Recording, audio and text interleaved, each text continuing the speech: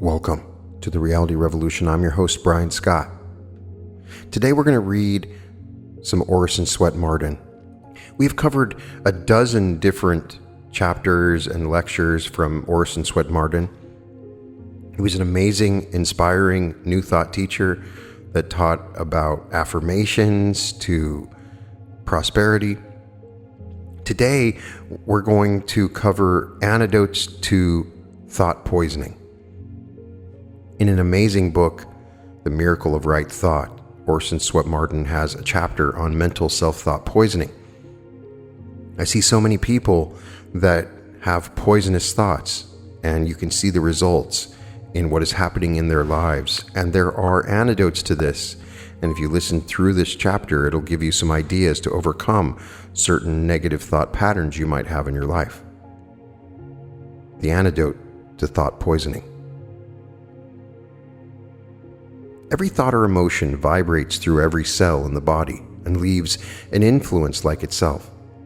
The coming man will find it as easy to counteract an unfriendly, disagreeable thought by turning on the counter thought, which will antidote or neutralize it, as it is to rob the hot water of its burning power by turning on the cold water faucet. The hatred thought cannot live an instant in the presence of the love thought. He who hates is an assassin, and he is also a suicide. Right thinking pays large dividends. One of the most unfortunate convictions that ever entered the human brain is the idea, which multitudes of people have, that on account of the weaknesses and disease tendencies inherited from those who have broken health laws for centuries back of them, they are not supposed to have a perfect body or good health. It is a wonder that the bodily organs and functions work as well as they do, and that there is any such thing as real health, with such a cramping, crippling thought, for the body is but a mass of billions of cells so closely tied together and interrelated that they are instantly affected by every vicious thought, mood, or unfortunate conviction. The normal law of our lives is wholeness. Discord of any kind, ill health, disease, weakness, is abnormal, foreign to our real selves, to the truth of our being.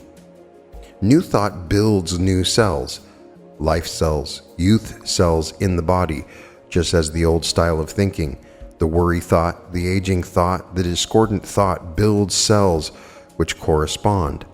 The time will come when we shall listen to the cry of the cells suffering from disease and discord, just as we now listen to the cry of a child, and shall antidote the discord with the soothing, healing thought balm. We shall speak harmony, peace, health to the discordant cells until the disease is neutralized and harmony reigns. Multitudes of people are in worse bondage today than were the African slaves before the war. Their masters are such things as a drought of cold air, wet feet, anything that is fried, all sorts of superstitions which they fear as much as the slave ever feared his master. If such people want to go on a journey, to write a book, to plead a case at the bar, to sing, to paint, they must first consult their body, and if it says no, they quit. If it says it is tired or weary or sick, no matter what duty or the great life purpose may say, they must wait until the body is good and ready. But the time will come when we shall be ashamed to refer to our ailments, our physical weaknesses, because it will be regarded as an evidence that at least in thought we have sinned. An evidence that we have been holding unkind, unjust, vicious thoughts towards others, thoughts of revenge or hatred, a desire to get square for some fancied injury, an evidence that we have been selfish, jealous, or that we have been dishonest, have been taking unfair advantage of others in some way, or that through fear or worry or some other form of mental discord, we have been the victims of self-thought poisoning. It will be considered evidence that we are not living properly, that we are breaking some of nature's laws, or that our ancestors have done so, evidence that our body has been poisoned by vicious or impure thoughts, that we have in some way lost control of ourselves. To be healthy, happy, and successful, we must be good. There is no other road to true happiness and real prosperity. In the phonograph records of some of our great singers, the slightest error, a note a little too sharp or flat, is faithfully reproduced. In just the same way, every mistake, every sidestep from virtue, every slip, every blunder we make in life is faithfully recorded in our cell phonograph. The phonograph will only say the words that are on the record.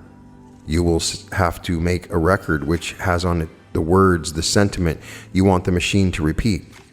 Your poor health today is but the expression of bad or vicious living phonograph records recorded in your mind somewhere in the past or in those who have gone before you.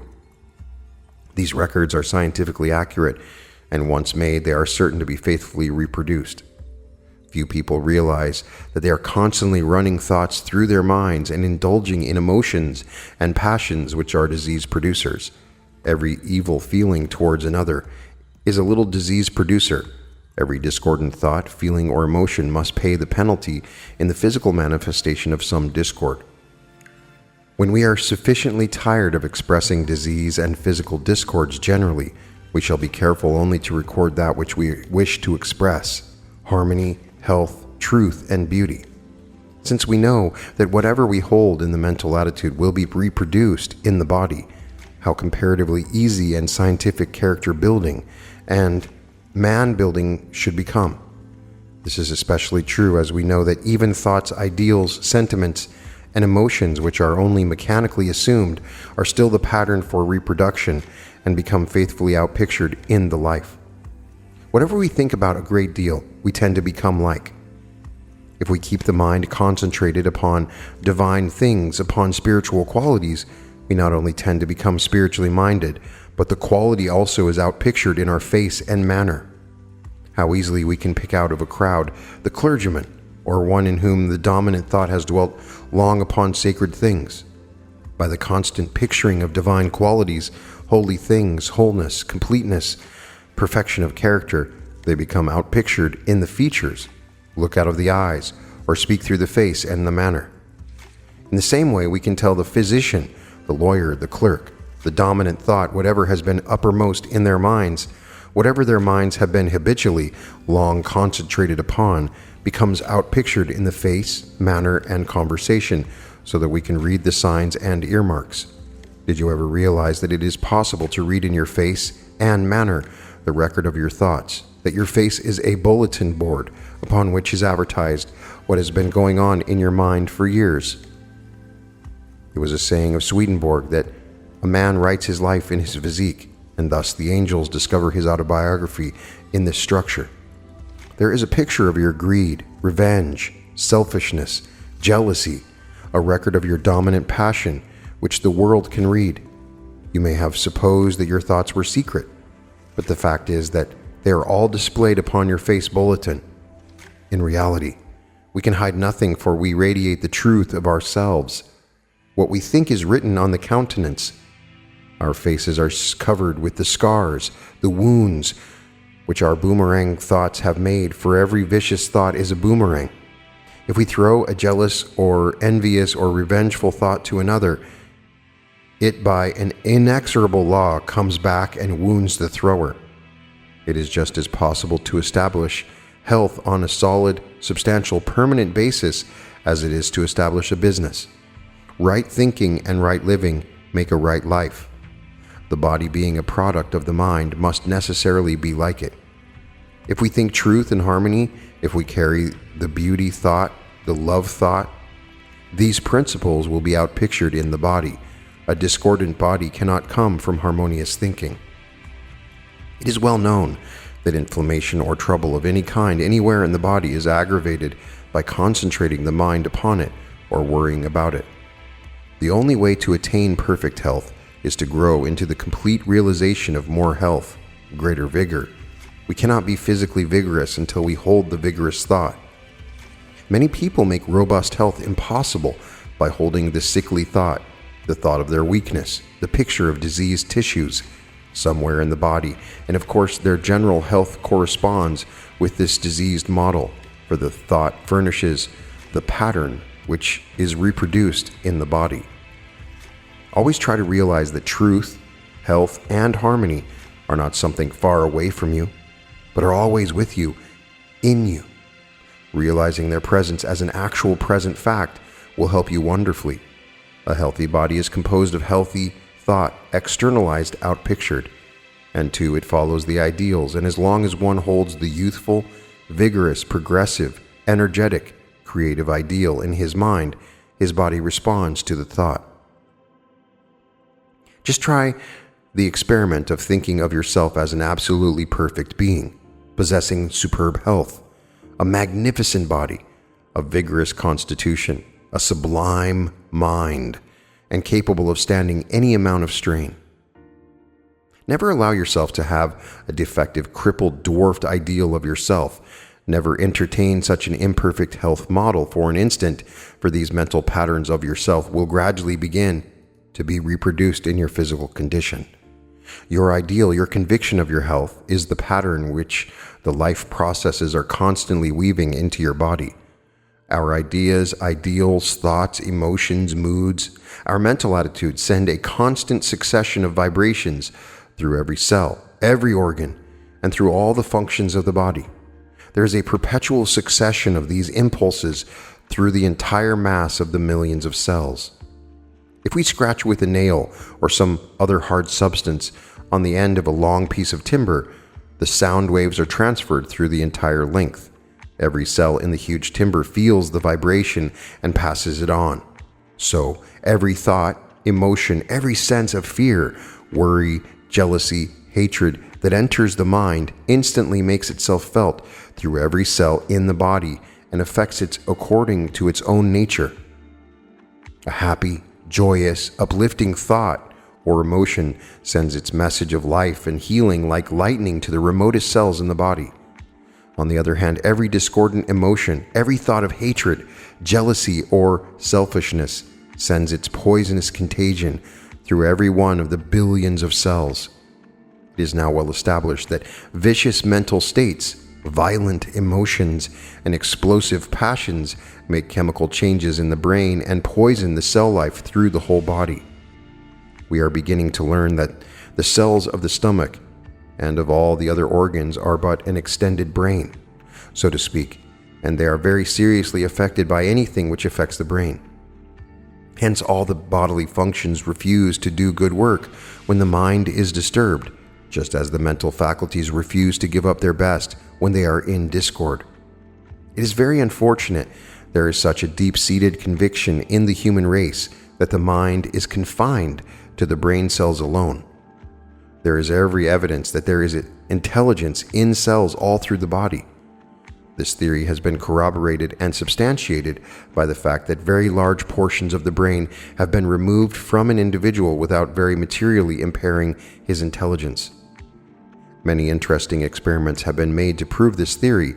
If we slice a bit of tissue, which of course is all cells, from any part of the living body and put it upon a slide of the microscope where there is the least trace of nitroglycerin, the cells quickly instinctively shrink from contact with the powerful chemical, drawing themselves back as far as possible from the poisonous substance which they evidently regard as their fatal enemy.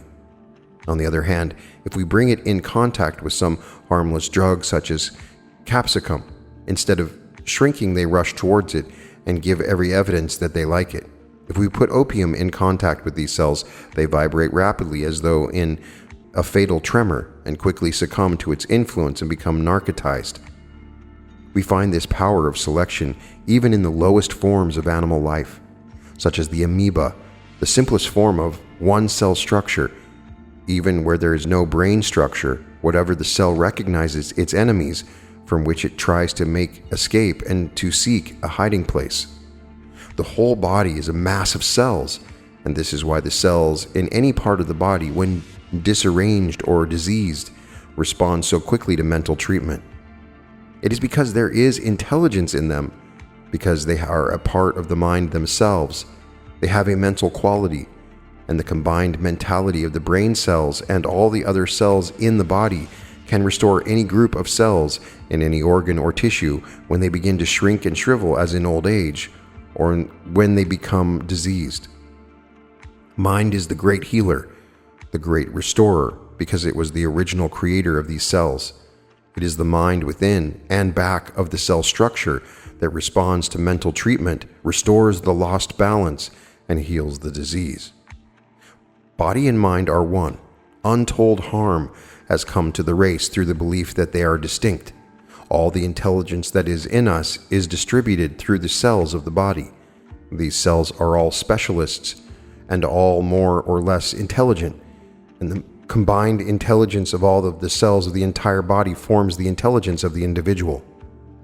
It may be true there is a higher development of intelligence in the brain cells, but there is a wonderful help in regarding your whole body as a brain as being permeated with divine intelligence, because every cell is in the closest touch with the divine force, which creates, sustains, heals, restores, and renews. And when we become conscious that every cell in our body is a divine thing, where all health and harmony and truth and beauty and love reside, we shall then know what it is to taste power. The different organs are especially susceptible to certain kinds of mental influence. Excessive selfishness and envy seriously affect the liver, while the heart, liver, and spleen are strongly influenced by jealousy, especially when chronic. It is well known that violent, long-continued jealousy affects the heart's action most injuriously, as do all sorts of mental discord such as worry, anxiety, fear, anger, especially where they become chronic. One night of mental agony has often caused the well to become invalids. Constant grief, long-standing and bitter jealousy, perpetual care, and corroding anxiety tend to develop disease. I know a man who so poisons his system in a few minutes by a hot temper that he does not get over it for days. Jealousy will so poison the system as completely to change the nature of its victim in a very short time. There is nothing which will burn out the life cells and ruin harmony and efficiency quicker than the violent indulgence of the explosive passions. Indigestion or dyspepsia often follow fierce domestic quarrels. Multitudes of people have died from heart trouble induced by uncontrolled passions. Intense hatred, violent fits of anger, and some forms of worry have a very irritating and poisoning influence upon the kidneys and materially aggravate certain forms of kidney disease. Jaundice often follows great mental shocks and violent outbursts of hot temper. People are frequently made bilious by despondency, fear, and worry, which in fact are deadly enemies of kidneys and the skin, and seriously prevent the elimination of poisons. These structural changes in the different organs are due to chemical changes in the development through mental influence of poisonous substances in the tissues. Whenever there is any disturbance in the mind from any cause, there is starvation in the tissues of the body, because perfect nourishment for the functions is impossible when discord is present anywhere. The digestive organs, the liver and stomach, for instance, are so dependent upon harmony that when there is the slightest mental disturbance, they cannot act normally and digestion is interfered with. It does not follow because you eat a great deal that you are properly nourished. It often happens that owing to the impairment of the efficiency of the digestive fluids or through mental poisoning from mental discord, many of the tissues, even when there is plenty of food in the digestive organs, suffer seriously from starvation. During fits of anger and jealousy, acute worry, or when one is suffering from fear, the gastric juices, for example, are very deficient in digestive essentials, become much diluted, and hence can only partially digest food. They are entirely lacking in some of the ingredients which are absolutely necessary to perfect digestion and assimilation. While it is true that chemical changes in the system which generate poison are often caused by overeating, irregular eating, and eating incompatible things which should never be taken into the stomach at the same time, yet many can be traced to mental causes and are often chronic from the continued presence of such poison, as in the case of a habitual worrier. In the first place, when gastric juice is secreted under unfavorable conditions during mental depression, when the person is suffering from fear, worry, jealousy, revenge, anger, or hatred, it is of a very inferior quality. There is something lacking. It is not a perfect digestive fluid. The chemical proportions are not normal, and in fact, there is often actual poison present. Some people so poison themselves mentally during their meals they cannot digest their food. It is a dangerous thing to quarrel and to be angry and hateful at any time, but especially so during meals. Whatever you do, do not take your troubles to the table with you, for there is nothing which will ruin digestion quicker than a troubled, worried mind. However uncomfortable, unhappy, worried, or troubled you may be at other times of the day, it is absolutely imperative to keep as happy and as harmonious as possible during meals and the digestive hours. Otherwise, the gastric fluids will seriously lack the essential digestive element. People who carry their crotchets and worries to the table and who bring their surly, ugly moods to their meals poison everything they eat. This is one reason why chronic worriers, people who are constant sufferers from fear and anxiety and the effects of their explosive passions, are often semi-invalids. Chronic worriers are never good digesters. It is worth your while to make a determined effort to form the habit of good cheer during meals and before going to sleep, because it will have a powerful influence upon your health. We all know how quickly our digestion is affected by our moods, our mental processes, our mental attitude. A sudden shock caused by a telegram or letter containing bad news will often completely arrest the entire digestive process, which will not be resumed until the mind is again in comparative harmony. If we could examine the stomach after a severe mental shock from bad news, we should find the natural flow of digestive fluids from the digestive follicles suspended. The follicles would be parched and feverish, and for the time absolutely deprived of their digestive power. So closely is the digestive apparatus connected with the brain that an accident of any kind or great fear will instantly stop all of its processes, just as though they had received an imperative command to cease working. Discordant thought, fits of anger, jealousy, despondency, unpleasant sensations of every kind seriously affect the digestion. The finding of disgusting things mingled with our food will often so affect our stomachs that we cannot eat anything for some time afterwards. Our sensation of hunger departs instantly, and the very thought of food nauseates us. Just think of the tremendous power thought must have to cause the instantaneous revulsion and complete cessation of all the digestive processes. Since physicians the world over now admit that dyspepsia, like many other ills, is a mental disease, it is clear that if you persist in holding the cheerful, harmonious, healthful thought instead of the despondent, inharmonious, unhealthful thought, which upsets and demoralizes digestion, you will be able to overcome it, as well as many other physical ills that result from wrong thought. The digestive processes follow the mental processes and coincide with them. If we persistently, habitually hold joy thoughts, contentment thoughts, goodwill thoughts, which are always working in us for health, and which provide harmony, serenity, and poise, we tend to establish mental health, and when this is done, the body will fall into line. On the other hand, discordant, inharmonious thoughts will manifest themselves in various forms in the body. Now rheumatism, now dyspepsia, headache, or some other form of ill health. The circulation of the blood is also very seriously affected by all thoughts which depress and discourage. Many people, after prolonged fits of anger or acute attacks of jealousy and fear, have colds, indigestion, bilious attacks, sick or nervous headaches. Some have perpetual severe headaches which are due to mental poisoning from violent fits of anger and the resultant general shock to the mental system, and also to impairment of nerve nutrition. Many suffer from perpetual selfishness poisoning. Poisons are generated in the brain cells by the chemical changes of the various thoughts, emotions, and explosive passions, no physical force being brought into play.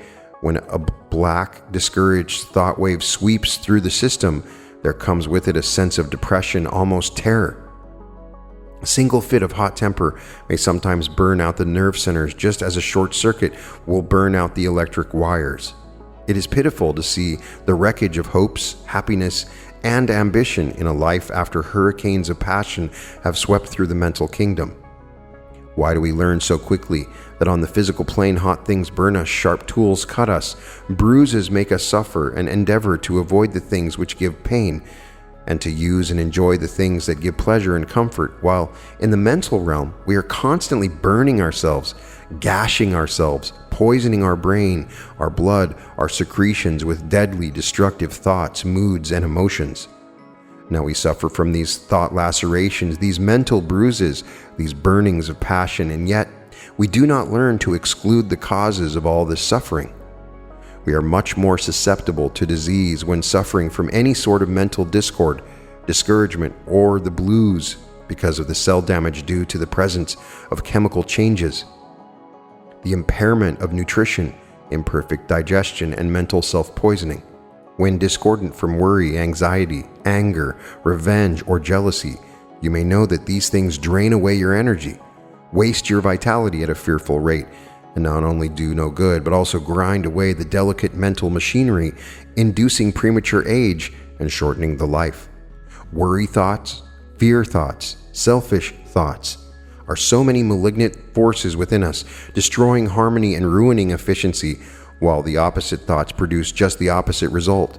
They soothe instead of irritate and increase efficiency, multiply mental power. 5 minutes of hot temper may work such a havoc in the delicate cell life of the nervous system that it will take weeks or months to repair the injury, or it may never be repaired. Many people keep themselves in a state of chronic self-poisoning by their embittered, revengeful, hatred, jealous thoughts, selfishness, or by their violent tempers and fits of raging passion. These self-poisoners not only destroy their present happiness and success, but also many years of their lives. When we fully realize that these emotions and all forms of animal passion are debilitating, demoralizing, and they make fearful havoc in the mental realm, and that their hideousness is outpictured in the body in pain and suffering, in corresponding ugliness and deformities, we shall learn to avoid them as we would avoid physical pestilence. There are authentic cases in our medical records of chronic invalids who have been completely cured by some sudden good news or of relatives or friends whom they mourned as dead, and who were found to be alive, or of some fortune which was suddenly and unexpectedly left for them while they were very poor. These changes were produced by changing the thought.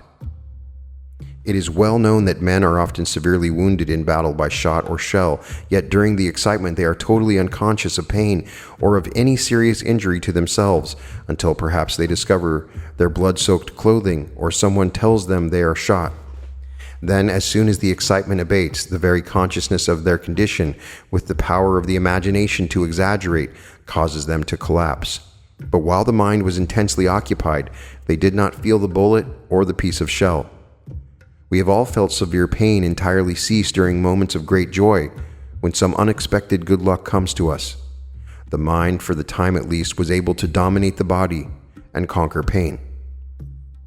I have known hunters, completely exhausted by a day's tramp, perhaps in rain or snow, without any results and scarcely able to put one foot ahead of the other, who became instantly so transformed at the sight of the long looked-for deer or moose that they forgot their hunger, their fatigue, and were as lively as boys. The change of mental attitude enabled them to tramp again for hours without rest and yet without fatigue. Whatever improves the health of the mind improves the health of the body. The uplifting, inspiring, cheerful, and optimistic thought is not only a great mental tonic, but a physical tonic also. How can your body have resisting power to ward off diseases when you are all the time acknowledging its weakness and inferiority? How can you accept harmony in your physical kingdom when you are constantly reflecting mental discord? Never allow yourself to be convinced that you are not a complete master of yourself. Stoutly affirm your own superiority over bodily ills, and do not acknowledge yourself the slave of an inferior power. Nothing else will hasten the development of a disease so quickly as that attitude of mind which tends to lower the vitality by constantly looking for the thing we dread, always expecting and watching for every symptom which heralds it, because we are powerfully affected by the imagination, which builds all sorts of hideous predictions and forebodings out of the things we fear and dread. This perpetual expectancy of something which is going to make us suffer and finally kill us has a terrible, depressing influence, because it cuts off hope and expectancy. the very things we live upon. It dries up the very source of life and vitality and causes the victim to fall rapidly. Think of the influence upon a sensitive nature of carrying for years the conviction that he has inherited a terrible malady, that he has lurking in his system an incipient disease that will ultimately kill him. All of his secretions are very materially influenced, and the quality of the blood is deteriorated by such a conviction, for it is well known that worry, anxiety, fear kill millions and millions of red blood corpuscles every day. When a physician is tactless enough to tell his patient of his critical condition, there is an immediate sinking, often a fatal collapse. So rapidly do the red blood globules die under a fatal dread and apprehension. There is no doubt that thousands of patients have been killed by the brutal plainness of physicians, when under cheerful, hopeful encouragement they might have recovered. Hope and cheer are infinitely better tonics than any drugs. In fact, there is little danger as long as the courage and cheerfulness of the patient can be maintained, for the reactive influence upon all the functions of the body is very powerful. Every physician knows what a tremendous healing, restorative force comes to a patient who has been in great danger when he is assured by a physician in whom he has great confidence that he is going to get well.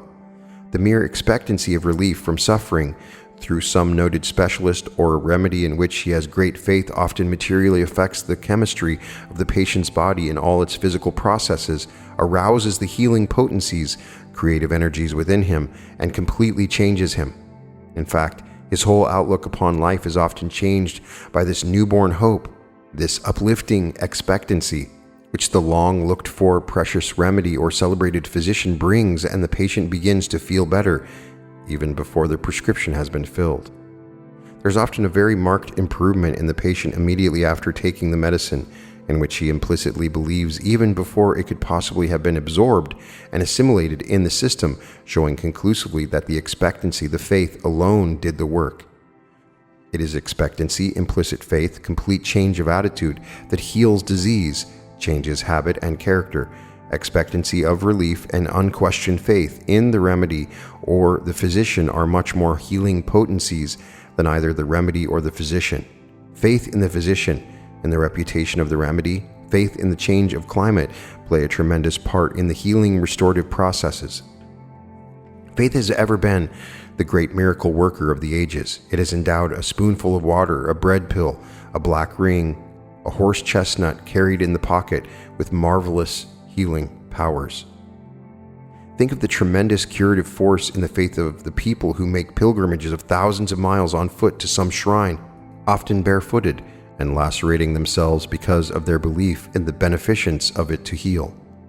Think of the power to heal of the blind, superstitious faith of those who sacrifice property, sometimes children, almost life itself, to get what they regard as the miraculous power of some sacred healing water, as of the Jordan or some of the sacred eastern rivers like the Ganges. Those poor deluded people do not realize that there is no power whatever in these inanimate objects to give them health, but that they take the healing power with them in their faith and might just as well exercise it upon themselves at home. Inventors who for years battled with poverty and poor health and the opposition of those who did not understand them have completely recovered their health by a sudden discovery of the great secret for which they had so long been struggling. The success of an idea, the sudden achievement which comes after many years of struggling with poverty and discouragement, completely changes their whole physical condition. Success itself, especially after great disappointment, failure, and poverty, is a tremendous tonic, changing the chemical composition of the secretions and affecting all the functions of the body. I have known whole families where discouragement, failure, and sickness had followed them for years to be transformed by sudden unexpected success coming to them. The reverse of this is also true. Unexpected failure, sudden reverses which sweep away fortunes, great sorrows which dishearten and discourage have often been known to depress and entirely destroy health and happiness. The physical is merely the outpicturing, the expression of the mental condition. The condition of our health is our objectified thought.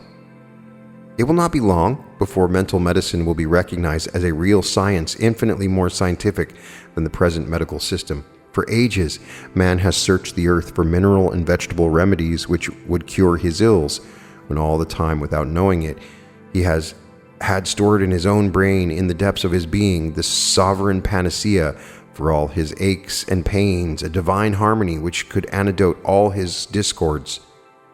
The coming physician will teach his patient that life does not depend upon chance or cruel fate, but there is one steady, persistent, beneficent purpose leavening and running through all creation, and that this purpose is ever moving upward and onward in one eternal progression.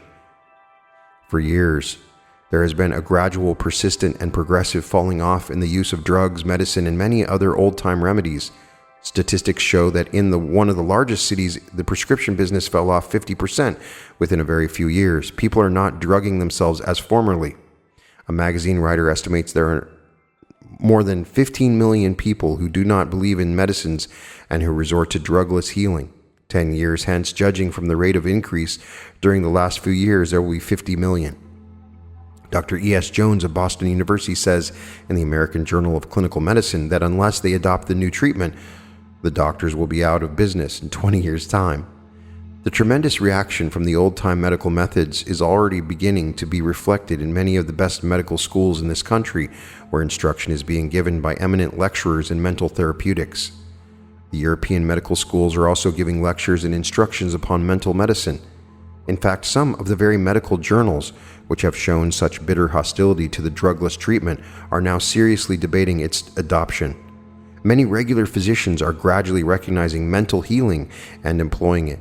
A noted nerve specialist now instructs his patient to thoroughly relax his muscles and nerves at certain periods each day and imagine a vigorous life current flowing through his entire system. There is more and more tendency to use the mind cure in a strictly scientific sense. We are recognizing that it is not the drugs but the power which created us which heals our wounds and hurts, restores us, and heals our physical discord. The more intelligent physicians are beginning to see that the healing of the body is brought about by connecting the patient with the great life storage batteries, with the very source of life, the life principle itself. The future physician will be a man trained to help the sufferer find his God, his good. Then he will need no other remedy. Love is the normal law of our being, and any departure from the love thought must result in anarchy of the physical economy because the law of our being has been violated. All men can rid themselves of their pernicious thought enemies of the mind and body, if they will take the trouble to do so. It is not difficult to shut out poisonous thoughts from the mind. All one need to do is substitute the opposite thought to that which produces the fatal poison, for it will furnish the antidote. Discord cannot exist in the presence of harmony. The charitable thought, the love thought, will very quickly kill the jealousy, the hate, and the revenge thought. If we force pleasant, cheerful pictures into the mind, the gloomy blue thoughts will have to get out. When we shall have learned to shut out all the enemies of our health, of our digestion, of our assimilation, the enemies which poison our blood and other secretions, when we shall have learned how to keep the imagination clean, the thought pure, the ideals bright, when we shall have learned the tremendous power of a great life purpose to systematize and purify the life, then we shall know how to live.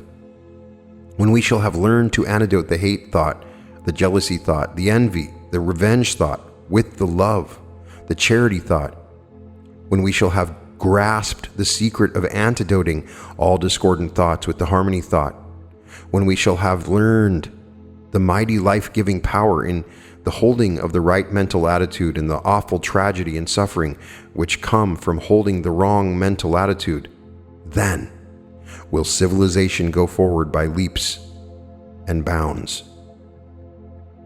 Now, the focus of this particular chapter is very much on the body and physical health, but it can also be applied to other things. But the thing that you should take from this, especially in our current fourth density environment, is that if you get angry for just like 5 minutes, it can be so disruptive and poisonous to your body and your reality. It's true. I've recently encountered this. I recently had something that came up, made me super angry, vocally angry for about 45 minutes, and I have felt the effects of it for months. It affected my heart, my blood pressure, it affected my throat, and a variety of other things. I even had things coming up later on that were obviously affected. I had been shifted into this timeline because of this little brief burst of anger that came within me. But what do? A lot of times we're just reacting, and it's instinctive. It comes up without control. Many people I talk to suffer from having jealousy, hate, and anger thoughts come up, and they simply don't know how to stop them because the emotions come like a wave and they just ride the wave, and they've done it for so long. It's very hard to control. The thing to remember is that those thoughts are even more destructive now. We can create our realities faster in our current environment, but we can also get sicker and create terrible realities faster as well.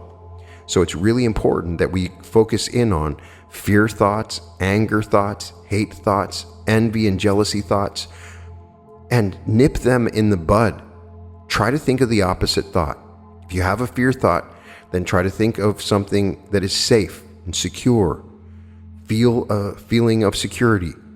Focus in on the thought, even if it's not necessarily true, going by the exercise of replacing that thought with another thought. If it's complicated and you don't know what the opposite thought would be, just think of God or think of love. In any case, if you're thinking of love, usually it's the opposite of whatever that discordant thought might be that you're experiencing.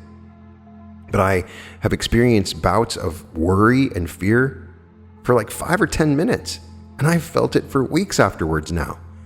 You may not be aware of it. You may be riding the wave of one single negative incident that you had that lasted 5 or 10 minutes, and you don't even remember it. It seemed so insignificant at the time, but you must be highly sensitive to deep emotional responses that come from within you because they affect every single cell in your body. They change the way your body works. They change the way your cells reproduce and work and function in your organs in your body. And the antidote is the opposite thought, and becoming aware of this on a regular basis will create an amazing level of health in your body. We can reverse it. I'm still learning. I know that all of you are still learning. We're stuck in a very thick, dense, third density environment that evokes these sort of emotions just by turning on your television. The worry and fear that we see when we watch television or TV or politics or even movies can be destructive. And so we have to gain control of this. And that's easier said than done. It's an ongoing process. All this does is make you aware of it. You can be killed by a single 10-minute angry burst. Not always, but sometimes you can. It can create a cascade of events that happen in your body that can lead to cancers and heart attacks, all from a single moment. That's the thing that you need to know and learn. And a lot of times it's forgiveness. You're holding these angry thoughts because you haven't forgiven somebody. So forgive, love, and think in harmonious thoughts. Think in thoughts that are the opposite. And I think just the process of thinking in the duality of thoughts, when you have a fear thought come up, be very specific. It doesn't have to be general. If you have a specific fear thought, maybe it's about some people breaking into your home, then you need to find the opposite thought of that, thinking about how safe your home is or secure it is. It doesn't have to be the generic emotion. It can be very specific. And the more you start to think of the duality of these thoughts, it's an even greater level of enlightenment later on if you just get into the habit of thinking of the duality of your thoughts, particularly your negative thoughts that drag you down. Continually try to think of the opposite thought. And when you do that, you will find the antidote to the mental poisons in your life. So please let me know. Share your ideas of how you replace thoughts, of your antidotes for mental poisoning. What do you do? I'm going to be reading through the comments so that I can get some ideas from you. Please teach me on what you do to replace negative thoughts, negative emotions that come up, so that you can remain healthy, because I want you to live for a long time. I want you to be joyous and happy. I'm sending all the light and love to everyone that's listening. You can find all episodes of The Reality Revolution at therealityrevolution.com.